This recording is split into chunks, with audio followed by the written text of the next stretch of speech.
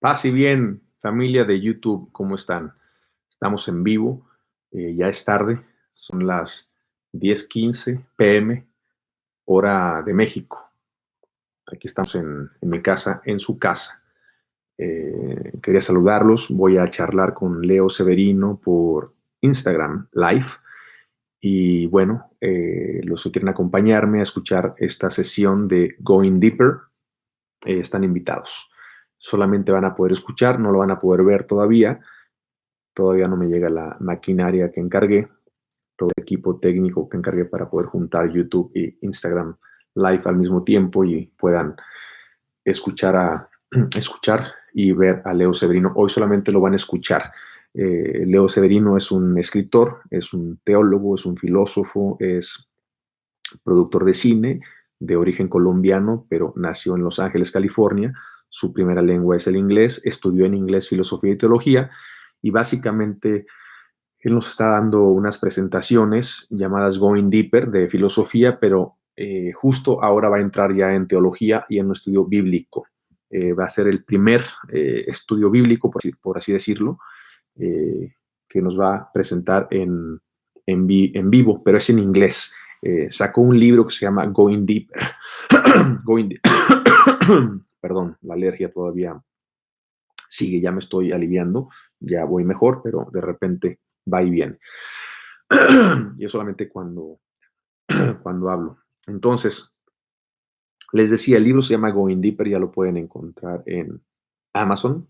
En Amazon estamos trabajando en la traducción al español para que lo puedan también leer ya en español. Lo vamos a anunciar, yo voy a regalar varias copias por este medio y ya les avisaré. Pero bueno, me voy a conectar con Leo Severino, que ya me está esperando.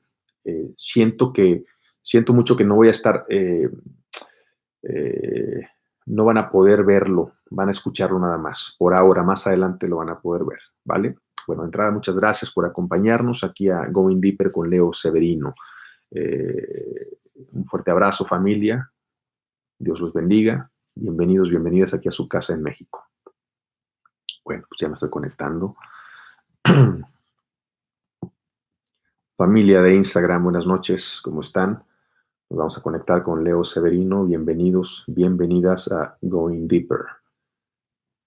Con Leo, estamos aquí también en YouTube Live, Instagram Live. Salúdense. Hola, hola, hola, hola. Todavía no se conecta Leo, vamos a conectarlo. Ahí estás, ahí está.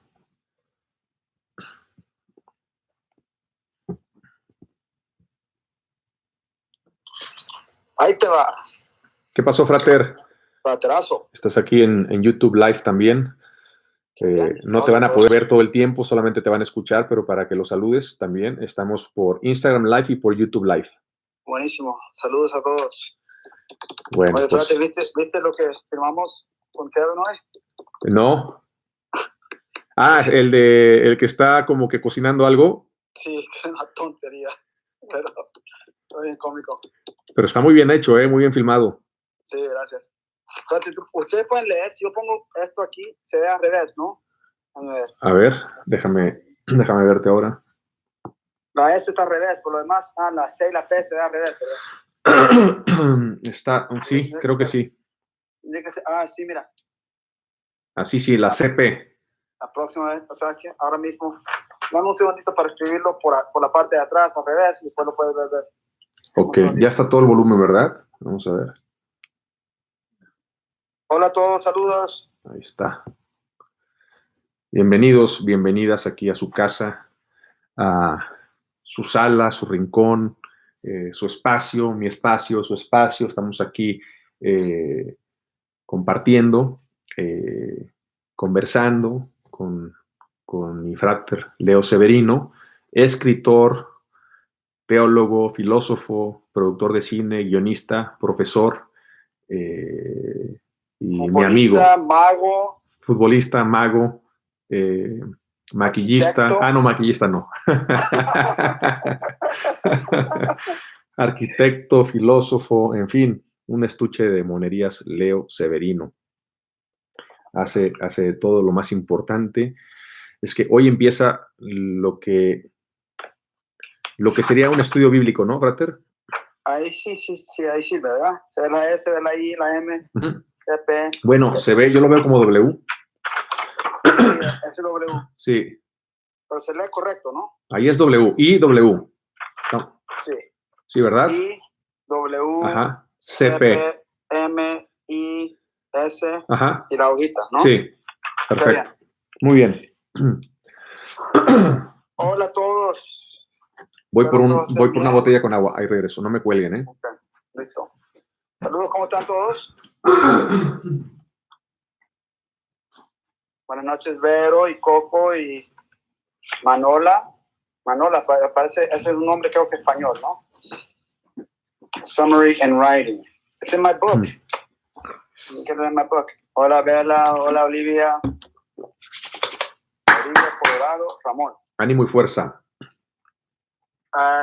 Pues, ¿qué onda, Frater? ¿Qué vamos a hacer hoy? ¿De qué se trata este Going Deeper? Que me imagino que brincamos de filosofía, teología, a estudio bíblico, básicamente, combinado con teología también y un poco de filosofía, ¿no? Entonces, se juntan los tres ahora, ¿no? ¿O cómo está el tema? Así es, sí. Hemos estado hablando de pura filosofía los primeros como 7 o 8 sesiones. Y después, y cuando llegamos a Dios, ya cambiamos de filosofía a más teología. Y ahora estamos hablando un poquito de revelación, o sea, de si podemos hacer algo que de la existencia de Dios con la pura razón, pues qué tal si Dios mismo se comunica con los humanos. Okay. Y ahí vamos a comenzar. Let's do it, man. To the point. We're ready. All right. We will start, and the way we're starting tonight is a little bit different. Okay. Because I drew a painting, this painting here. Okay. And we're gonna discuss what this means. But what I'm hoping everyone does is, if you can, I want you to take a piece of paper, and you're gonna write some letters and some arrows as I discuss, so that you can have a visible representation of what we're talking about, because it's gonna make stuff a lot easier for you to follow along, and it will become kind of like our cheat sheet, our study sheet, right? Last time we talked about the fact that if God was to make a clock, it would tell time perfectly, because as we know, God can't make mistakes. His very nature is uncaused and self-sufficient, and his very act of creation includes his perfect omniscience, which means there is no surprises for God. There's no mistakes, because the creation is precisely in line with his omniscience. So an all-knowing thing, when an all-knowing property meets omnipotence, what is created is going to be perfect to the design, because it includes the entirety of the knowledge that is embedded into the creation itself. So if God makes a clock, it's going to tell time. In other words, everything that he does, and this is true of everything in the universe, actually fulfills its purpose perfectly. Everything is perfect to its design when God makes them. There is one thing in the universe that we know of that is not perfect to its design, and that is ourselves. We know we have a purpose, and it's to know the truth and to choose the good, to know and to love ultimately God. But we also know that we do not fulfill that purpose, that we fall short of that purpose, that it's not natural for us to always have that purpose fulfilled, which means there's something wrong with our design, something off, something a little broken about our design.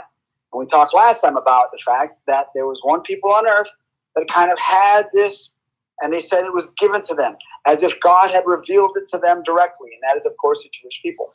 So we're going to start examining 2 things tonight. One, what do we know about our human condition, about our particular design that we share? But what I mean by that is the particularities of our design. How is it that we actually know things? How is it that we actually choose things? We're going to talk about that first. That's going to be the drawing that I'm going to show you. And we're going to break apart, and we'll hopefully get to know that. And then the second part is, what might have happened to make it so that our original design was frustrated. So now, what I'm going to talk to you guys right now, it's what used to be for millennia basic philosophy. And it was a particular brand of philosophy. It was moral philosophy or ethics, or a branch of theology known as moral theology. It had to do with how humans relate to our purpose. So, but now it's really morphed kind of more into the realm of psychology, of a particular brand of psychology that was basically universal for up until the last 50 years. And even in modern psychology, there's different names for essentially the same stuff that I'm going to share with you.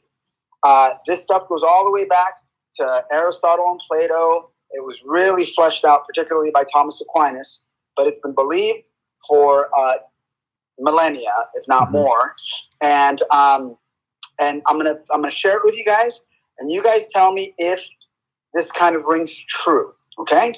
So, and someone's asking, what's the topic tonight? The topic tonight is the human faculties and how we relate to our fallen nature, to our broken design. Okay. So, here's what I want you to do. I want you to take a piece of paper and I want you to draw that little image. It's just a curve with a leaf. That represents the leaf that fell from the tree that we started with way back in the day. And what really it represents, this little leaf here, is just reality. That little curve with the leaf represents whatever happens in reality. And the first question that I have to the group, and you can chime in, is how are we primarily in touch with reality? When, for example, a leaf falls from the tree, which is what we started this whole thing with, when that happens, how do we know that it happened? In other words, what is it that happens to us that makes us be able to know, to conceptualize, to abstract the fact that a leaf falls from the tree? And at the most basic level, how are we essentially in touch with reality? That is my first question for the group. Go ahead and chime in and let's see in your comments. When anything happens, what's the process? Somebody just said it. Hey, Claire, of course, Claire comes in. She's awesome. But Claire comes in and she says, we see, we hear, and we feel. And that's exactly right. Everything that happens first comes to us through our senses. Mm-hmm. So I've got that leaf that fell from the tree, and then I've got a little arrow, and I've got an is that Dr.? And I've got an S. Mm-hmm. Is that forward, Dr.? Can you see that? Yeah. Forward? Okay. So I've got an S. The S represents senses. Senses. It is through our senses that we are in touch with reality. This is an incontrovertible fact.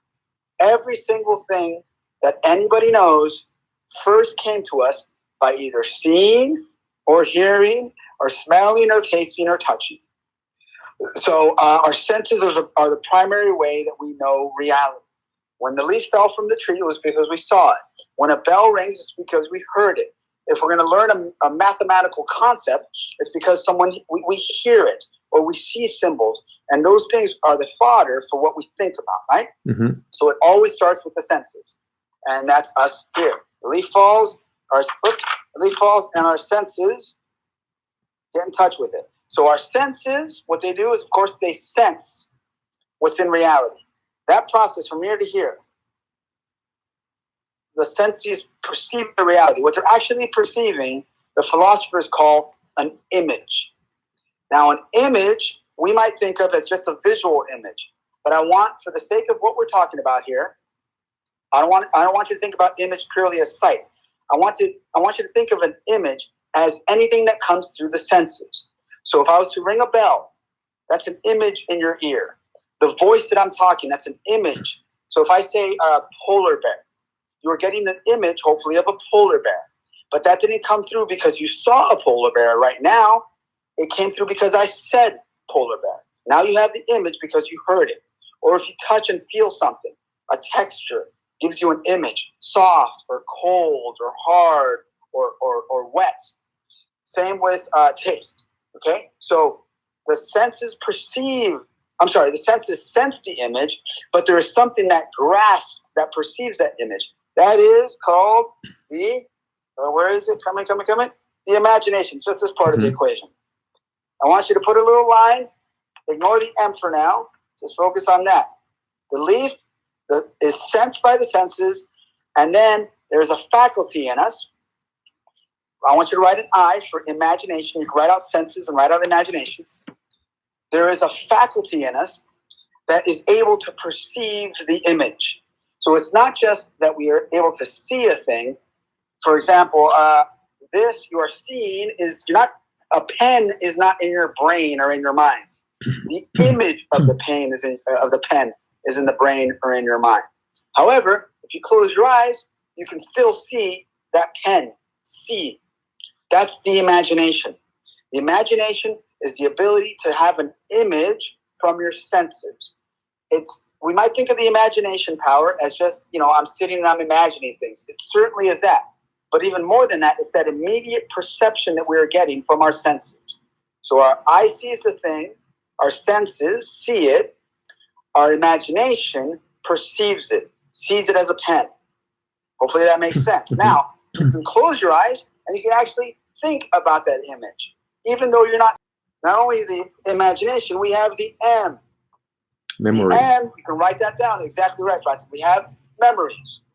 Memory is that faculty. By the way, this is all spatially located in our brain. And we know this because if stuff happens, like God forbid, like Alzheimer's, the part of your brain that has your memory gets fractured. And we no longer are able to remember things, names, and that sort of thing, right? Yes, that's right. That's the memory, as I see a lot of people putting in the comments. So we've got our senses sense the image. Our imagination perceives the image. Our memory stores the image. So in some cases, images are stored. That's our memory. We can call them back up. So if I say to you with my voice, I'm using my sense, and you're hearing polar bear, you might have an image of the polar bear, but not because you're seeing it with your senses, but because you're pulling the image from the memory. It's in the bank of memories, no? Exactly right. Carmen is asking, what page of my book is this? This book is not out yet. This is my second book, so I'm sorry. Okay, so that's the memory, and this hopefully is all common sense. We only have 3 more things to cover, and we're going to be good. So we're going to fulfill finish our picture. We've got the belief. It falls. We see it with our senses. It's perceived in the imagination as a leaf falling. It goes to the M. That means it's stored in our memory. We can bring it back. And then there's this thing, the CP. It's a very, very complicated thing. You can write down the CP, and I want you to write down those arrows. The CP is the cogitative power. COGITATIVE. The cogitative power, here's what it does. You see those arrows? It takes images that are stored in your memory, and it compares them to images that you're seeing or you're perceiving with your imagination. That's right. Claire just said that's where our cognitive power comes in. In a certain sense, that's correct. Here's what the cogitative power does. Cogitative power actually does 3 things. It makes an association. This thing is like that thing. This is a super important faculty. We share this with the animals. If you guys have ever heard of Pavlov, he did that experiment where he would take a bell and he would ring it, and he had a bunch of dogs, and he would feed food to the dogs, and he would ring the bell and give them the food, and ring the bell and give them the food. And then what would happen? He would ring the bell. You recall what happened? The dogs, they would start salivating because they associated that bell, the image of the bell in their imagination, with the food in their memory, and the 2 would come together. This is like that. We all have this. You see an image of Eduardo, and you associate that with your memories of Eduardo. He's a good singer, or even better, a voice comes in. Let's say you're sitting here, and you hear your mom, and you don't see her. You just hear her, but you know it's your mom. Why? Because you associate the sound with her voice with the image of your mom. And that happens like that. It's an instant association. We share this with the animals. Someone just said, my cat has that with the can opener. That's exactly right. The cat is able to recognize the can opener, and instantly she knows the food. Or the dog, you show them the little ball, and their tail starts wagging. They get excited, right? They associated the ball with the memory of the fun of playing, right? All right. So the cogitative power. The first thing it does, there's our. Oh, keep going the wrong way with it. Yes, the cogitative power. First thing it does is it makes associations. The second thing it does is it makes an assessment. It assesses things at a purely good or bad level from a purely physical perspective. So, for example, you put your hand, a child, maybe even a toddler, they put their hand in the fire and it burns them, God forbid. But now they have that image burned in. Fire, bad. So hopefully they've made the association and they won't put their hand in the fire. They don't know anything about the nature of fire or the nature of burning or the concept of flesh and destruction, but they recognize that thing is bad, right? The little lamb, when all the other sheep start running, they don't necessarily know danger and the concept of a lion, but they've already assessed that they got to start running, or they know to eat grass and not rocks. They make an assessment. This is good and this is bad. Someone just said that's why trauma takes a long time to heal. That's exactly right, Princess Wager. We're going to get to that in a second. But the cogitative power, it makes the association. This is like that, and then it assesses at a purely physical level. Is this good or bad? Right. So hand in fire, bad. Let's go back to your mom's voice. Let's say you're a kid and your mom or your dad, they walk in and they say, Eduardo or Lalo. The way they say their voice, exactly. See, Eduardo already went back. It's already an assessment. Just the sound of the voice, you already made the association. You started running because you're in trouble. Something bad. I'm in trouble. Yeah, ya viene la correa con papi. Tienes que correr. Chancletazo. Just the very sound of something makes it a quick. The association assesses it at a good or bad level. The final thing it does, the third thing it does, we are here at the I hope I didn't do that, at the cogitative power level. It makes associations. This is like that. It assesses this is good or bad at a purely physical level. Finally, the third thing it does is it prepares the image for abstraction. I will break down what that means. Everything up until now we share with the animals. This last part, this third part of the cogitative power, as far as we can tell, the animals do not have this. Preparing the image for abstraction is this. It's our ability to abstract out from an image everything that is unimportant to our assessment and bring in everything that is important. So I'll give an example. Let's say we're sitting here and all of a sudden someone bursts into our room. It's going to be a graphic example, and I'm sorry, but it's to make the point. And let's say they're wielding a big machete, and it's a real strong looking person, and they've got a big machete, and they're also wearing a pink nightgown. Now they've got the big machete. Association that cuts. They got a fierce look in their eye, right? So assessment. This is bad. So there's an instinct in us that wants to flee. The fact that they're wearing a pink nightgown doesn't even come into the equation. You might recognize it, but you're not acting out on it. Your mind, your cogitative power, has the ability to redact that out and just abstract in from the memory things like knives are sharp. The look of this guy looks really, really bad. Run so that you're safe. Someone just said grandma. Very good, Arwen. Yes, maybe it's your grandma, right? But the pink, tutu or nightgown doesn't come into the equation. In the same way, right now, there's probably a lot of sounds that are happening around where you are. And there's a lot of images that might be coming into your senses. I'm sure if you're watching this with your computer, it's in a room that has a background. It has maybe a wall or a television or whatever else. But if you're focusing on my words, you have abstracted out all that stuff. That's not coming into the equation. It's coming into your senses, but your cogitative power is filtering it out. This is not important. All that stuff, the car in the background, the noise of the television, the fact that you're seeing your walls and your curtains. Your focus. Your focus. It's that ability to focus. Thank you, Fatih. Sometimes I keep going, right? But I want to try to make the point very clear. Good. So those three things are what the cogitative power does. It's going to be very important for us as we go along. We've got our senses, sense the image. It goes to the imagination, which perceives it. The memory holds it in memory, stores it. And then the cogitative power makes an association, assesses the thing as a good or bad, and prepares the image for abstraction. Okay. In men and women, these things, this might sound controversial, but they're rather different. They work at different levels. There's such a thing, I firmly believe, and the science has proven this. There's a great book. It's called Men Are From Mars, Women Are From Venus, or Men Are From Venus, Women Are From Mars, or something like that. And it goes through the neurobiology of men and women. And it turns out that there's such a thing as women's intuition. And every guy who's close to their sister or their mother or their wife knows this.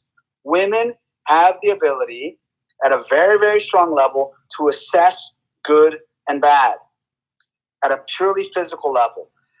This, they say, is a sexto sentido. El sexto sentido que tienen las mujeres. Men are from Mars and women are from Venus. Thank you, Claire. It goes through the neurobiology. Some of the tests were awesome. As late as like 2017, there was one study that I read out of Irvine that showed the difference in the brain mapping of men and women. Women, they say, are like, there's a bunch of rooms in the house. All the rooms are present to the woman. Men, we're in individualized compartments. When we're in this room, it's as if the other rooms don't exist. We have this ability to hyperfocus. Why? That focus part of the cogitative power, that abstracting out, is somewhat stronger in men. Now, by the way, there's curves, and there's some men that have it less than others, and women have it others. But generally speaking, this is the case. That men have the ability to hyper-focus on a particular thing. And they say, if it's true biologically, that way back in the day, it's our ability to hunt and to be able to focus, and that's why women, when the man is sitting there and he's focused on reading a book or sadly watching television or something, and you speak to him and it's not that he's not listening, it's that he actually can't hear you. There's literally a part of the cerebral cortex, the auditory cortex in the brain that actually shuts off when a man is focused. That's part of the cogitative power. That's right. It's a left brain, right brain thing, Renee, where the guy literally can't hear you. He actually cannot hear you. They've proven this in tests. The focus power, the cogitative power is so strong that it shuts out other parts of the brain so that the man is hyper-focused. It makes it so that he can't really multitask as well as women. That's right, Carmen. And he doesn't have that sixth sense, that ability to be focused on a bunch of stuff, coming in and assessing it at the cogitative power level. But he hyper-focuses on a particular thing. You're right, not all women can multitask. I'm responding to comments, but most women, generally speaking, are better at for that. And I'll tell you why in a second. So then, okay, so women have this ability, generally speaking, to be able to focus on a bunch of stuff. Men have the ability, or are more ordered towards focusing particular things. And this is why we literally can't hear you. It's actually proven biologically. There's a great study. This is the one I was reading out of the University of Irvine, where they did all these things with brain mapping and listening to stories. And they would start one story after another. And men were able to focus out one story and try to get the basic details of another one, even though there was two going at the same time. Whereas women, their brainwaves, they just couldn't filter out the one, particularly because they were asked to focus on one, and that would make it so they can't. Now, what's the asset there? Yeah, we're made differently for a reason. The asset is, for a woman, someone just said, focus, Leo, focus. Yes, that's right. But for the woman, I'll give an example of my wife. My wife and I might go to a restaurant. I'm beelining towards the maitre d'. I'm focused on the fact that we got to get our seat. We got to put in our name for the reservation or whatever. My wife is taking in the environment, right? We sit down to eat, and my wife might say, boy, this really lovely music at this restaurant. I promise you, I had no idea there was music playing, right? Inattentional blindness. It's just that part of me shuts off when I'm focused on something, right? Then my wife might say something like, you know what? Maybe my wife might say something like, you know what? Something about this place, something about maybe that waiter just kind of rubs me the wrong way. He seems like a perfectly pleasant guy. What could have happened, and they've shown this in the brain studies, is when she walked in, that entire room is present to you women. You have an uncanny ability to be able to take in so much. Now, you're not abstracting out all this stuff, so it's not that you're mapping the sensations, all the senses that are coming in, but it is making an impression. In other words, all this stuff is coming in. So she might have seen out of the corner of her eye this waiter being rude to somebody. And in so doing, it made an impression. She can't really map it out, but she has this sense, this feeling. There is something there. The brain studies show that the women are more engaged and more in tune to the ability to do a broader spectrum of stuff. Because someone just said, because all her senses are engaged, but even from a biological perspective, women, being the mothers, are the ones that if the evolutionary stories are true, they were the ones that are more in tune, by the way, just by the fact that they can breastfeed, to the child. And so imagine if women were like men, right? In my house, if I hyper focus on something, I can't even hear the baby crying, right? Whereas my wife could be cooking and on the telephone with her mom and whatever else. And all of our moms are like this. And she would know somehow, Eduardito, what are you doing way back there? She can sense it. She can sense it, and she knew that it was bad, and she can multitask like a champ, whereas guys are hyper-focused that they can lose track of space and time, etc. Right? So the example I use is this. I might be upstairs, and I'm changing the baby's diaper, right? And I don't hear the other kids downstairs. They're burning down the house. Because I didn't even pay attention to the fact that was happening because I was focusing. But I would tell my wife but that diaper was changed awesomely. Perfectly. A perfectly changed diaper, even though the house is burned down, right? We are tunnel vision. We're made that way. It's part of our cognitive power, whereas women have a broader perspective. So women have this sixth sense, whereas men have this more ability to hyper. I want to add something on that, Leo. I don't know if you maybe mentioned it when I got out. Go ahead. Get out. It's like when someone is in the computer and is focusing on the computer and something, and then someone is calling you, right? And you're like this. Someone is calling you, and you're like this. And someone is calling you for the fourth time, and you're what? And it's not like you're mad. It's painful. Yes. For a man when you're focusing on something, and then to leave that focus is very painful. So when you say what, it's not that you're mad. It's just it was painful for you to just get out of that concentration. So the other person, if he doesn't know what's going on, nothing, and then it's the beginning of a big, argument. But if she knows and he knows, you can avoid so many problems. Yes, that's exactly right, Father. And by the way, virtue is the very thing that habituates one to, even though we're focused and we're attached to an idea, to be able to separate ourselves with calm and tranquility and be like, yes. It requires virtue. And for the other person, we have to habituate this. Right. And for the other person to say, I understand that you were focused, and I'm sorry for interrupting you. Right? That's the cordial way. But that's like that's the goal. But it's good to understand at least the nature of So if something like this happen because you're not there in virtue, at least to understand that it's just in our nature because we're different. Right. That's exactly right. For the woman, it's generally speaking, guys. I know some of you are saying, "Oh, it's a male's perspective, women's perspective." Most of the people here are saying, "Hey, it seems like we're complementary." Yes, it turns out that we are. Actually, that's we that's need the goal. both of them, especially when it comes to the rearing and breeding of children. It often is our inclinations that we have at a natural level are very, very, very healthy.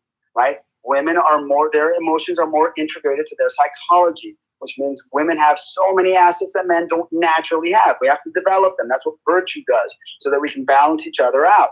But one of the things is women have the ability to empathize more because they feel more in their psychology because it's more present to them. Whereas men, generally speaking, have the ability to barrel through the thing. Right? This is why, even though they allow women in combat, what they found out was when they were in the front lines, for example, in the Persian Gulf War, when the bullets were flying, it was much more difficult for the women to face out, generally speaking, the bullets, to focus on the task, whereas for the men, it's much more difficult to empathize when the buddy's, shot or whatnot, right? Mm-hmm. It's all complementary, right? Someone just said, in other words, don't talk to a man when he's on the computer. Yes, if he lacks virtue, he will not be listening to you. Otherwise, he will answer like this. Yes. Yes, my love. Exactly right. That's the goal. And that's what we're going for, right?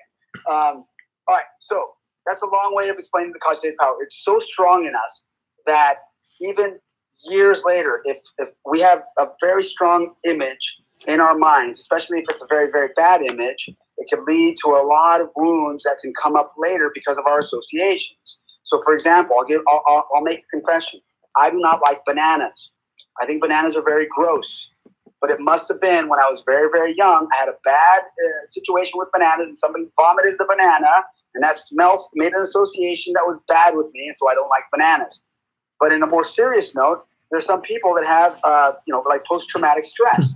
Say, for example, there was someone who was in the Vietnam War, and God forbid they were a prisoner of war, and they were held in a musty place, and they were tortured, God forbid, but then they were released. maybe 40 years later, they're perfectly normal, but they walk into a musty attic, and that walking in, all of a sudden, just that smell coming into the senses, that musty, their cogitative power associates that image from memory with that assessment of the bad, of the torture that happened, and the person actually gets paralyzed, right? That's the mechanical process that we have in our cogitative power. Mm-hmm. It's a very, very strong and very, very important one, and we're going to get to that. I promise you, this has something to do with Adam and Eve as well. To round out the picture, it goes like this. From the, is that right? Is that the right way to it? Is that right? From the CP cogitative power, I have a line here. Everything here below we share with the animals. From here on up, this is the part that makes us human. This is our ability to know and our ability to love. This is our design. This is the intellect, and this is the will. Mm-hmm. The intellect is the immaterial part in us that we've proven. The intellect takes the image after the cogitative power presents it to it, and it compares it to truth. The purpose of the intellect, we know, is to grasp truth. So if an image comes to our mind, the intellect compares it to a truth. What is true or false about this thing? In order to, this line here, in order to make a judgment. That judgment is the image now compared to some truth. So the image becomes, when it comes to the intellect, it becomes a concept. There is something that is abstracted out of the image, which is the truth or the falsity of the image. And that concept becomes what we call a judgment. That judgment comes to the will. Do this or don't do this. I don't mean judgment in the sense of judging people, like, I just mean judgment in the sense of what am I going to do? Yeah. Mm-hmm. So the guy comes in with the pink gown and a knife. I might compare that image of the guy coming at me with a knife with the truth of self-defense or the value of my life or some evil that's going to be done. And so now I have the concept of this is very, very, this is bad and I need to do something. And then I put a judgment to my will, which is, hey, you need to do something. And it might be, fight the guy or run away or whatever it is. So then the will, where's the will? The will's over here. The will then takes that judgment, sends it back to the image in the form of a command, run, that's the image. And then that image goes to the senses, which move our locomotive faculties, and we run. That's how we make decisions. That's how we act in reality. That paradigm, we're going to review a lot. That's going to be the foundation. This is our falling leaf. Mm-hmm. And all of this happens at every single conscious moment like that. It's just about instantaneous. Maybe the part of the abstracting and the thinking and the making a judgment is the part that we should slow down. But whenever we make a conscious choice, this is happening. Even right now in my talking, I'm conjuring up images that I have from my senses previously, from my memory. I'm assessing which ones are good and which ones are bad. In other words, which ones are the ones that are proper. I'm comparing it to the truth that I want to convey about human psychology. I'm making a judgment to speak that truth. My will then commands my vocal cords or the imagination to have me express this language, to actually cause something into reality that then goes to your guys' ear. Hopefully that all makes sense, right? Mm-hmm. That's the way our entire psychology works at the basic level. This is experiential, right? This isn't stuff that we've deduced, but it is, someone just said, phenomenal design. It is the way we're designed, and as such, we find versions of this. Maybe the names are a little different in just about every philosophy, in just about every psychological system, and even more in actual our neurobiological stuff. The parts, we know our senses, we know where they are, where they're located, but we know where the imagination is located. We know where the memory is located. We know where the cogitative power is located, right? The final part of the equation, I almost forgot. There's two other things. Well, there's two other things. There's our emotions. Our emotions are insanely important and an insanely valuable part of what we do. There's two types of emotions, generally speaking. There's the emotions that are relative to our bodies. The emotions that are involved with, say, food or rest or sex. It's just that physical pleasure that we get. We call it either I like bananas, or I'm sorry, I don't like bananas. I like pizza, I hate bananas, right? And so I desire the pizza, or I have an aversion from bananas, or I get the pizza, so I have delight or joy right? Or no, I get the banana, so I have sorrow. Those are the emotions, roughly speaking. We're going to go deeper into them later, that have to do with the flesh. And then there's the emotions that have to do with the goods that aren't the immediate goods of the flesh, the more remote goods. Someone just listed them. Yes, fear and anger and hope. So it's one thing to desire pizza or to have sorrow because you have to eat a banana. I'm sorry, someone said they love bananas. I'm talking about myself, right? It's another thing to hope to someday get a pizza, or despair because all you ever have is bananas, or to get angry because your pizza tastes like bananas, right? The point I'm making is that there's two types of emotions. There's some that are very simple, and there's some that are very complex. They have names, and we'll get to them later. One's called the concupiscible, one's called the irascible. But for the point of tonight, we'll just talk about the simple emotions and the more complex emotions, the immediate emotions and the more remote emotions, or the further emotions, right? What the emotions do is this. Here's when the senses, or when the image comes in from reality, the emotions, let's say the emotions are here. Let's say here's an emotion and here's an emotion physically located. What they do is they shift the image. They put a perspective on the image. So by the time it gets to your imagination or your senses, the cogitative power already includes your likes, your dislikes, etc. Right? So that's roughly speaking the human psychology in 15 minutes or however long it's been, right? Now, here's what's very interesting. I will wrap this up in 5 minutes just so you guys can get the sense of what we're talking about. And then next week we'll start unpacking. The story of Adam and Eve goes something like this. The first people were created in such a way that all of their psychological faculties were perfectly ordered towards God. Their senses were ordered towards their purpose. In other words, our eyes were given to see things that are good. Our ears were made to hear things that are good. Our memories should have been of good things. Our cognitive power should have been able to assess perfectly what's good and bad, to associate perfectly what goes with what. Our intellects would have grasped, their intellects would have grasped truth. Their will would have chosen the good. This would all have been perfectly ordered and perfectly established, and it would have been of no consequence to them. It would have been difficult to them. There wouldn't have been this moment that Eduardo talked about when I'm focused and all of a sudden I'm like, I have to. None of that would have come into the equation. Why? Mm-hmm. Because Hadley said it, because they were wired for good. Yes, Paco, they were perfectly in alignment, right? They were established, exactly ordered to their cause, which means that nothing inside of them, nothing in their senses, nothing in their imagination, nothing in their bodies, nothing in their brains would have been a temptation. In other words, there would have been nothing in them that at all would have led to them even conjuring a thought that was contrary to the truth, nor choosing something that was contrary to the will. That would have been unnatural to them. Choosing evil, and we know there's a possibility of it because they were human, been unnatural to them. It would have been a form, if you will, of suicide, as unnatural as that is to most of us.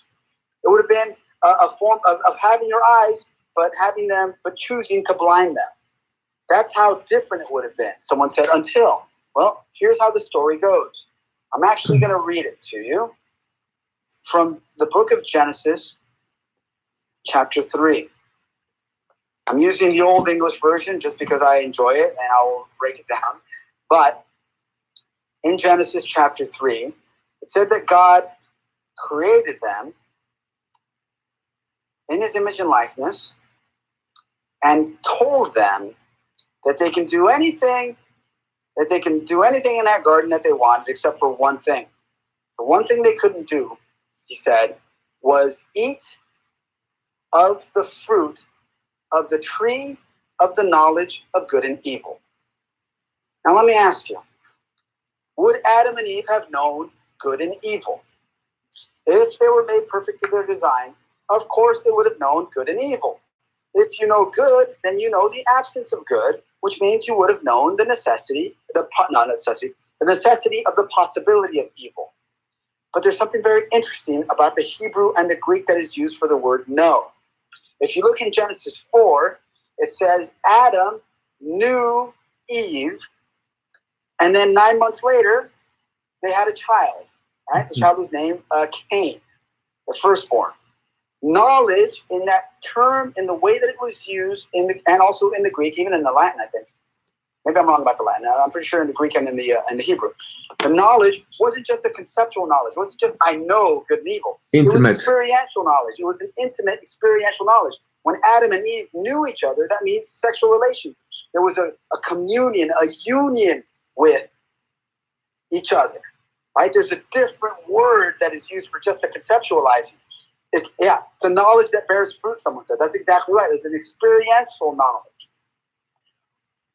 They would have had conceptual knowledge of good and evil. In fact, the commandment wouldn't have made any sense. If God would have said, you can't eat of the fruit of the tree of good and evil, they would have said, well, I don't know what evil is. That doesn't make any sense. It had to have made sense. They would have known everything that was necessary to their design, which means they would have known that they were called to choose the good, which would mean they would have known about the existence of the possibility of evil. But remember the lollipop theory. Were they supposed to have experiential knowledge of good and evil? The answer is, of course, no. Mm-mm. Their intellect was made to grasp the truth. The will was made to choose the good. They were supposed to choose among the lollipops, which means they were not made to choose evil. In that sense, they were not supposed to have knowledge of good and evil. It was just supposed to be knowledge, experiential knowledge of good. There must have been some possibility of evil. Why not accept that there was actually a tree, right? If God said don't do it, then it's obviously contrary to God's will. We know that God is goodness itself, which means that there must have been some possibility of evil. What better symbolism than eating, coming into the body, just as Adam and Eve would have known through their bodies, good and evil, which they weren't supposed to. It just makes so much symbolic and natural sense. So anyway, to have this command, someone just asked, so why did they choose the evil? Well, here we go. This is chapter 3. Now the serpent was more subtle, some translations say cunning, than any of the beasts of the earth, which the Lord God had made. And he said to the woman, why hath God commanded you that you should not eat of every tree of paradise? And the woman answered him, saying, of the fruit of the trees that are in paradise we do eat. But of the fruit of the tree which is in the midst of paradise, God hath commanded us that we should not eat, and we should not touch it, lest perhaps we die. And the serpent said to the woman, no, you shall not die the death. For God knoweth that in that day you shall eat, that in the day that you shall eat, your eyes shall be opened, and you shall be as gods, knowing good and evil. And the woman saw that the tree was good to eat, and fair to the eyes, some translations said, and it charmed her eye, delightful to behold, and she took of the fruit thereof, and ate, and gave to her husband, who also ate. That's the story the way that it goes. Mm. Now, interesting. The word there that's used for the serpent is a nahash. The nahash in the Hebrew is described not just as a little snake. It's not the little images we have in. Yes, it's described as this hydra, this dragon, this thing that is this supernatural being. How do we know that it's supernatural? Because animals don't talk. We know by their nature. We've studied them, and we know that they don't have the intellectual capacity to grasp stuff. Yet here's the thing. It's in the form of some sort of serpent that is speaking. And it's telling them things that are contrary to what God had told them. Adam and Eve, being perfect to their design, would have known this thing represents and is evil. This thing is not natural. Mm-hmm. They would have also known, because in the chapter before, Adam, it says, identified all of the animals. He identified all the animals. He would have known that animals don't speak. And yet this thing is speaking. They knew God and his laws. They knew what their design was. And yet this thing is talking contrary to what the natural design and purpose was. So this dragon-like creature of ancient times was speaking in a way that was supernatural because animals don't speak, and something that was contrary to nature because all of nature followed God's design. They could have deduced this is a supernatural thing that is beyond what is of our design and our purpose, right? So here's what's interesting. The first thing that happens is, actually, I should say this. The sins of Adam and Eve, according to the theologians, there was 5 sins that Eve committed. Adam committed all 5 of those sins, and then 3 more. So here's the way that the theology goes. Eve was first, but Adam was worse.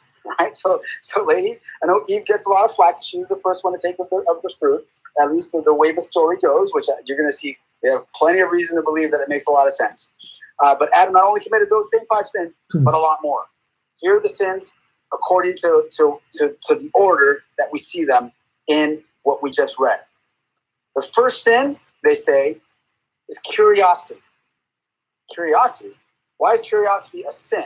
Here's what we mean. We're talking about sin in this sense. We're talking about something that was contrary to their nature. At that point, their nature was ordered towards the good. To go against that would have been to go against their design. So why would curiosity be against their design? Well, here's what I don't mean. I don't mean curiosity in this sense. Boy, I'm curious how my computer works. The theologians don't talk about it that way. They don't mean like, I'm curious what I made this rubber band ball for my son. I'm curious for how this works, what you have in the middle of it. That's not curiosity. We mean contrary to their design. It's just a term for this. Seeking inordinate knowledge. That's curiosity. Someone said curiosity killed the cat. Exactly right. By curiosity, we mean this. We mean seeking inordinate knowledge. In other words, they were perfectly ordered towards everything that's good. Here is something that is presenting them contrary to what they know was an actual good.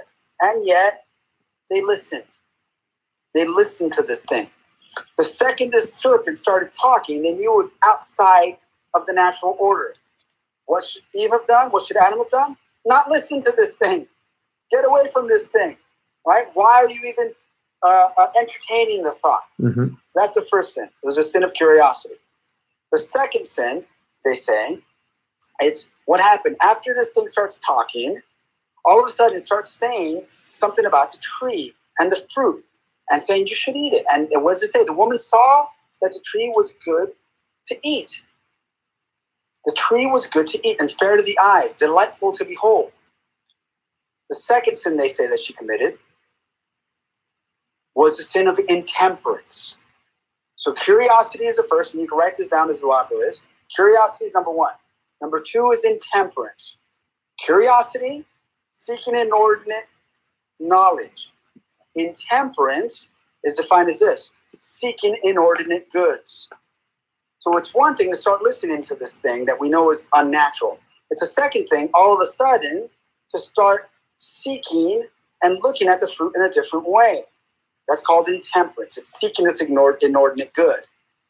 The third sin, they say, is that very part. It said it was. It became. Not only was she seeking it, she saw it as it was good to eat. Then it said it charmed her eye. It became delightful for her to behold, and she thought she should have it. The third sin of Eve, it's a hyphen. They say it's either elation or indignation or both. By elation, they mean it's delighting in inordinate goods. So it's one thing to seek the inordinate good. It's another thing all of a sudden, yes, some theologians call it the lust of the eyes. All of a sudden, this thing actually becomes good, and I become charmed by this good thing. Now I really want it, right? It's not just seeking of it, it's a taking delight in it. Not only do I really want it, I believe I should have it. Yeah, you want to own it. It's called indignation. Why was this taken from me, right? That part that led her to think, you know what? This is good, right? Good in the sense of good to eat. Is it good? No, by its very nature, it was contrary to what her design was and contrary to what God said. He's the author of all good. So first we have curiosity, seeking inordinate knowledge. Second, intemperance, seeking inordinate goods. Third, elation or indignation, which is delight in the inordinate good or wanting to the point of anger, right? Feeling you deserve that inordinate good. Fourth, there was only 5, so you guys know fourth, pride comes before the fall. The serpent said to her, you shall be like gods. Let me ask you I lost you for a second. What was 4? Fourth is pride. Pride is this: seeking an inordinate state. It's striving for that which is greater than us. Thinking we are greater than we are. you shall be like God. Were they like God? In fact, yes, 2 chapters ago, Genesis 1:26, they told us they were made in God's image and likeness. We deduced that. We deduced the fact that we're in God's image and likeness. Our ability to think is of God. Our ability to choose, our ability to God. They were already in God's image and likeness. So they were striving for something even greater than that, which is, of course, beyond their state, and they knew it. That's pride. And by the way, the serpent there, the Nahash, of course, we know to be the devil, was also lying, right? You shall be as God, knowing good and evil. Now, does God know evil? Not in an experiential sense, right? So we know that's a lie. But it could have been using that term of knowing in the purely conceptual way. So we've got curiosity, intemperance, elation, indignation, pride, and then finally, what's the final sense? It's the sin, of course, of choosing the evil. It's the sin of malice. It's the sin of disobedience. It's taking the fruit and eating it. So that's how it all went down. And that's how it is in the scriptures. Now here's what is insane about this. If we believe this little chart that we put together, is that right? Right. If we believe this, here's what happened. The senses, the imagination, the memory, the cogitative power, and the emotion. Here's my thing. Give me 1 second. Mm-hmm. So you guys can see what I'm doing. All right, E for emotions. Simple. And this is complex. All right, here we go. E. Complex. And E. I'll be right there. Give me 1 second, folks.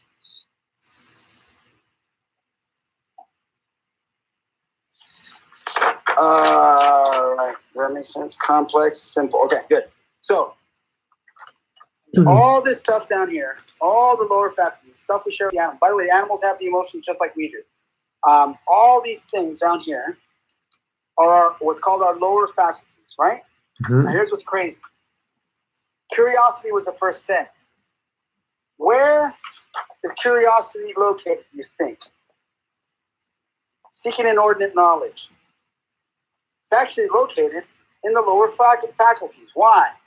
Because Eve's eyes, the senses, weren't made for seeing this thing. Her ears weren't meant for listening to things that were contrary to the nature of God. Her imagination shouldn't have been getting filled with things that were contrary to what was good. Someone's answering exactly that, senses and imagination. Her memory should have remembered who she was, who God is, the law of God, and this goes for Adam as well, etc. Her cogitative power. She should have assessed this thing as evil at a purely physical level, associated thing with the evil that she knew had to exist because of the necessity of the possibility of choice in good and evil, and abstracted out what he was saying. Redacted out what he was saying, and abstracted in from her memory all the good things. In other words, curiosity did violence. It went contrary to the nature of the entirety of her lower feet. Lost you for a second. The last few words, Leo, we miss you. I'm sorry. It did violence to all of her lower faculties. Her very nature was ordered in those faculties towards the good. Curiosity came in, and she systematically did violence to her senses, to her imagination, to her memory, and to her cogitative power, just by listening to this thing. It was contrary to her nature. Remember, the elbow bends one way. She went contrary to that nature, which was doing violence to it. Oh, that was the first sin, curiosity. The second, intemperance. Where do you think intemperance is? Well, intemperance is seeking inordinate good. Where does that reside? That resides in the appetite relative to the emotion. I'm sorry, the emotion, the simple emotion called the concupiscible. The emotion relative to things of the body. Remember we talked about that? Food. All of a sudden, she's seeking this food as if it's good. She's focusing on the fact that it is good in the most simple sense. And it probably tasted good or it looked good to eat, right? But her concupiscible appetite would have known better than that. Was the food good to eat? Not in its fullest sense. Why? Because God said don't eat it. That's the very definition of it. So it starts with curiosity, which wounds and does violence to her lower faculties. Then intemperance does violence to her simple emotions. And then what's the third? Elation and indignation. That's more complex. It's one thing to desire an inordinate good. It's another thing to take joy in it, even to the point of being indignant. I should have this. Why is this being taken from me? What emotion is that? That's anger. That's one of the complex emotions. So now it goes from the lower faculties to the simple emotions to the complex emotions. What's the fourth sin? Pride. Thinking of ourselves greater than we are. Where do you think that resides? What a crazy coincidence. In the intellect. Wow. It is in the intellect where we know the truth. We know the truth of who we are, what our design is, what our purpose is, etc. It's that grasping of who we are and knowing what our state is where pride resides. Pride resides in our intellect. It's thinking we are better than we are. Having a concept of ourselves greater than we are. And then, of course, finally, what's the fifth sin of Eve? Malice. Disobedience. Malice. Where does that reside, Eduardo? Where do you think that resides? In the right will. there in the W. In the will. In the will. This is where we choose good and evil. And even at that moment, you can reject it. Exactly right. All of our defense mechanisms were weakened for the sake, ultimately, of the will. This is where the rubber hits the road. Pride comes before the fall. But in this case, even before then, when the scripture says that this serpent was subtle and cunning, my goodness, systematically devoured. With curiosity, he went in by abstracting the image, by corrupting the image and the memory and its cognitive power. Then he corrupted the defense mechanisms of the emotion at the simple level. Then the indignation at the more complex level. Then the intellect with pride, so that finally the judgment can be obscured, and then the will chooses evil. It wasn't just a simple thing. It was an incredible attack. It was a literal assassin that came in and systematically shot down all of the defenses one by one, doing violence to each along the way to weaken them, to obscure the image so that the evil was chosen. But the worst part is that there was a consent. But it started with curiosity. Now here's the crazy part. Guys, that is us. Every one of our first sins, the first time we commit a sin, it's like that. No one starts and just says, I'm going to do heroin. It starts with, I wonder what that's like. I wonder what that, and then it goes from just inordinate knowledge to maybe I'm going to seek, maybe I'm going to start getting closer to that inordinate good. And then it's like, ooh, it's kind of inordinate. Now I want it. Now I'm taking elation in it.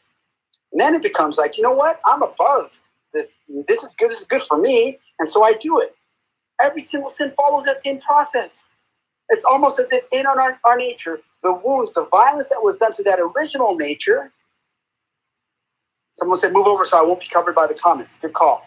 That original nature was corrupted. Violence was done to it. And those wounds carried over in Genesis 4. When Adam and Eve, lost you for a second. When Adam and Eve then knew each other, then that nature, in a broken way, that broken nature, what we call the fallen nature, was communicated. This is why to us, in our faculties, it's very difficult now. We have these wounds of their original sin, which allows for our actual sin. These wounds in us make it so that it's difficult to have custody of the eyes and of the ears and of the memory. We think bad things, and we don't assess everything properly, and we don't always have the best and most pure images. And we also have our emotions are out of whack. When it comes to eating, some of us overeat or undereat. When it comes to things of sex, some of us do it in lustful and objectifying and inappropriate ways, or think about it in crazy ways. When it comes to rest, some of us overrest, some of us underrest and overwork and underwork. When it comes to our more complex emotions, we are ordered more towards fear and bravery, towards getting angry than being meek, towards despairing as opposed to having properly ordered hope. When it comes to our intellect, we don't grasp the truth perfectly. We have dark intellects, and it takes a while to grasp the stuff. We think of ourselves greater than we are. When it comes to our will, we're disinclined always from the good. You get my point? This story that seems like a fable, that seems like a mythology, my goodness, it aligns so perfectly with our purpose, with human psychology, with the philosophy of what makes us what we are. Now, this might seem like it's bad news, but it's incredibly good news. Why? Because we live in space and time, and we can cause, and this broken clock can get fixed. And the process is such a beautiful, beautiful thing. It's not a terrible thing, right? It's just the way we are made. Why? For the sake of not just a natural goal. I'll end with one thing. They ask why. I'll end with two things, because people are going to ask, what about Adam's other sins? I'll get to this. One is this. Why? Why were they allowed this temptation if this is true? Why would this be allowed? Why? Because they were born in a state of original justice, it's called. A state where they were at perfect equality with their design and with God. They fell down to a state of original sin. That's the one that we were born into. But they were called to a state that was even greater than that, a state of glory, a state that we will get to. We talked about last time. It's that fulfillment of our calling, of our design, that it's natural, but it's called to a supernatural end.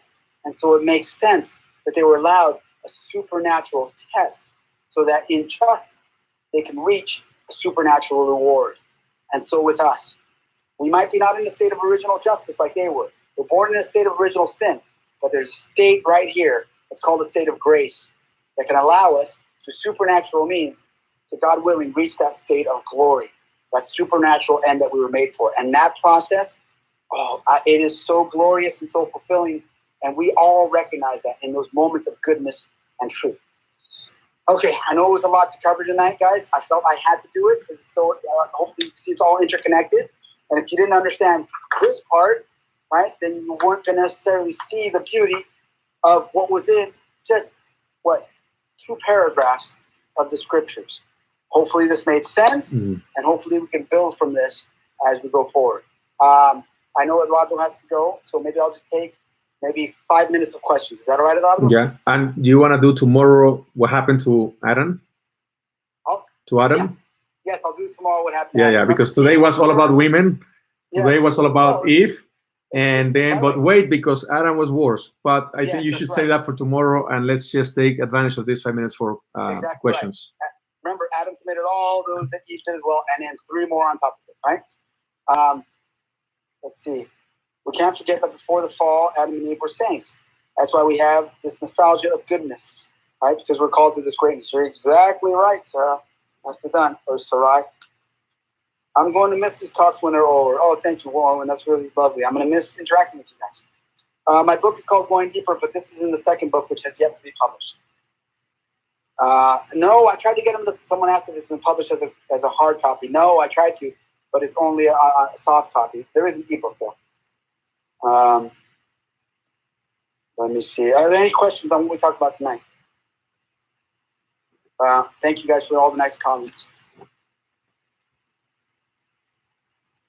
Thank you, Teresa, for reading the book. I hope you enjoy it. Let's see. Where can we find your books? They're available on Amazon and on Ignatius Press website, who's the publisher. They're fantastic. My first book is already published. My second book, I'm still writing it, so hopefully sometime this year. Están diciendo que tiene que ser resumido en español, Eduardo, en estos días. Más adelante. Es demasiado complicado. En español apenas estoy de estudiante ahorita. Más adelante, con mucho gusto, ya que lo tenga más sólido. Estamos hablando de filosofía, ideología, apologética, estudio bíblico, ciencia, todo junto. Leo lleva 25 años estudiándolo y más adelante yo espero poder comunicárselos en español. ¿Te los pide? ¿Tenía 15 años o qué? Tengo 25 años ya. 25 años. What should we pray for? Will or pride to get divine help? All of it. Mm-hmm. We're going to see that each one of these, that was from Paco, and each one of these faculties, there's going to be a virtue that corresponds to them. And that virtue is using the natural means, just in our design, to try to order those things to their proper end. Our wounds from this life add to original sin. This is from I think you're female, Miss Jimenez, right? I think it's Maria. Our wounds from this life, do they add to original sin? The answer is no. Original sin is what we talk about is the original people when their nature separated from God and it changed, and they then begot other people because they did violence to that very nature, that nature that we received is what it is. So it is fixed. So original sin itself, by way of our nature, doesn't change. So those wounds remain in us. Virtue and grace allow us to reach our supernatural end despite those wounds, and despite the effects of some of those wounds, which we'll talk about. Looking for knowledge. Someone just asked, is looking for knowledge a sin? No, it's the opposite. We're made to know truth. By curiosity, that's the purpose of life, yes, exactly, to know and to love God. By curiosity, we don't mean just being curious of good things. We mean that curiosity for inordinate things, for evil things, right? I'm a married man. What does this is an example from the scriptures, right? If the neighbor's wife is sunbathing nude outside, that knowledge of, I wonder what she looks like, that's the inordinate. That curiosity, ask your wife if that kind of curiosity is good. Exactly right. When it comes to pride, do you not believe in a God and bad, in a good and bad type of pride? By pride we mean the thinking of ourselves greater than we are, so not being in touch with reality. By being proud of what we do, that's a completely different sense, and that's totally fine, right? As long as it's ordered. Fernando, that's very sweet. Fernando Najera, thank you for the nice comments. Leo, ¿por qué no en español un poco? Lamentablemente es que mi español es tan atravesado y me dura mucho trabajo explicar lo que estoy pensando ahora mismo. Imagínate tratando de explicar cosas teológicas, es bastante difícil, y si estoy equivocado en algo pequeño, entonces lamentablemente no puedo estar seguro de lo que estoy diciendo es la verdad, y necesito estar seguro para poder, ¿cómo se dice? Para tener conciencia, no libre, pero para estar seguro que no estoy... asumir tu responsabilidad como teólogo y filósofo sobre lo que estás presentando, ¿no? No puedes equivocarte en lo más mínimo, y lo estudiaste en inglés y lo puedes hacer en inglés, más en español todavía no te atreves a hacerlo al 100%. Así es. Someone's asking, Susie's asking what my teachings are based on. This is all based on a lot of theologians and philosophers, particularly Thomas Aquinas. With the causative power, what happens at conversion? If by conversion you mean turning to God and our purpose, etc., all that means is we have now, at the natural level, hopefully, are deciding to use our will to order not only our cogitative power, but all of our lower faculties towards the good, examine them, and find out how to turn them. And then above that, as we talked about with supernatural means, if we receive grace, to actually order them towards the supernatural end, even greater than our natural end. Let me see. Last question. Someone said this is very deep, too much information. Yes, I'm sorry. Break it down and hopefully listen to another.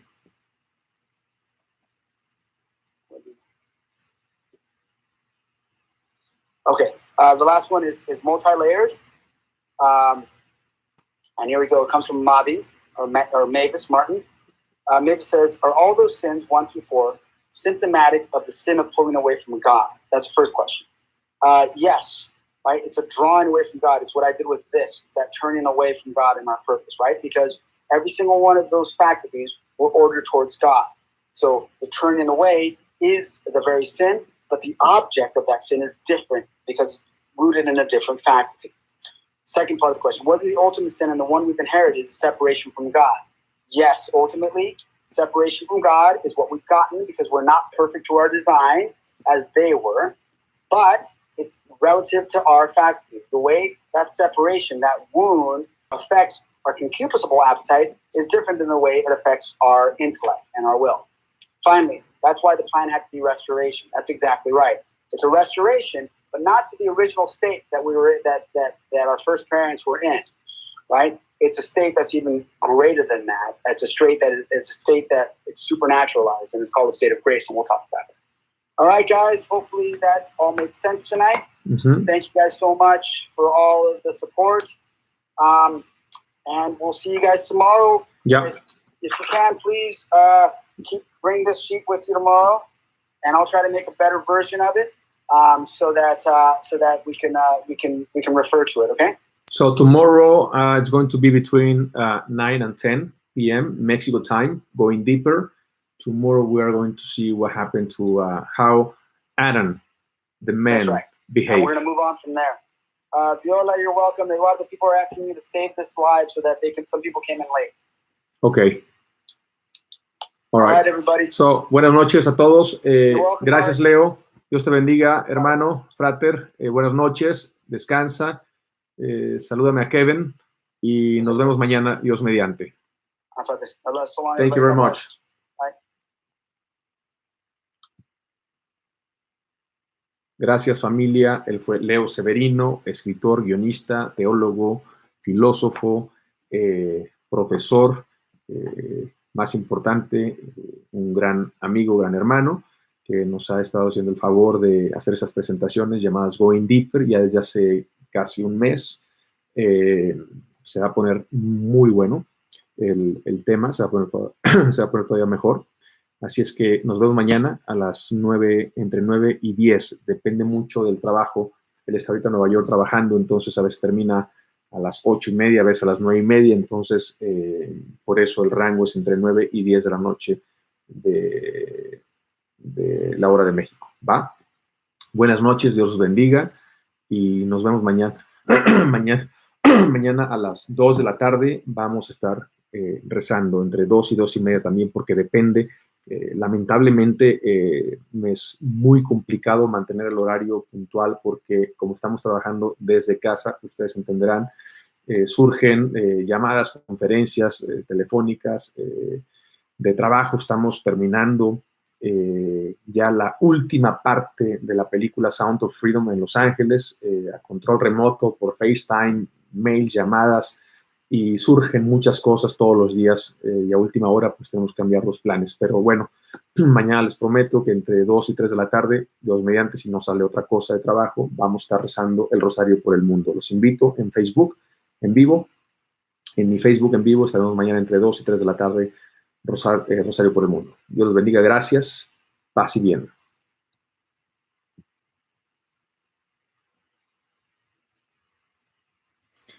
Listo, familia.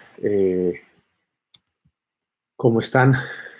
Les mando un fuerte abrazo. Vamos a saludar aquí a quien está aquí con nosotros en este momento. Piatran, good night and peace. Good night and peace. Paz y bien.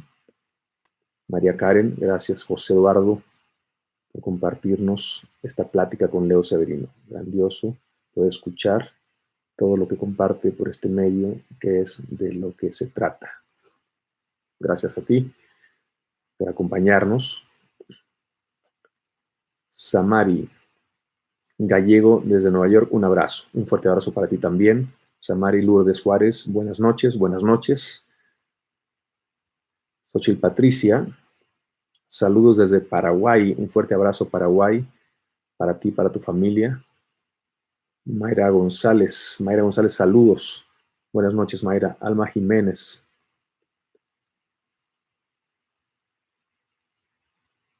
Joan Salazar.